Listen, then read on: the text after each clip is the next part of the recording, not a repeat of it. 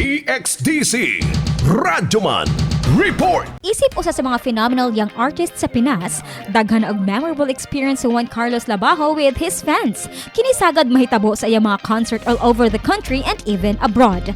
Atol sa interview sa usa ka entertainment line, gisaysay ni JK nga ang pinakadili niya mahikalimtan nga encounter niya sa iyang supporters mao ang pagkawala sa iyang underwear dihang nag-ili siya sa dressing room. At first baliwala lang kini kaniya, thinking nga basin og iya lang kini nga misplace. Apan nakurat na lang siya dihang nakita niyang gibaligya na kini sa social media. Nagkatawa na lang ang singer-actor tungod ang nakabutang sa caption, "For sale, JK Labajo's brief never been washed." Gikahimutan usab sa netizens ang maong istorya ug daghan ang di makatuo nga dunay fans nga moabot sa susama niini nga level of admiration sa usa ka artist.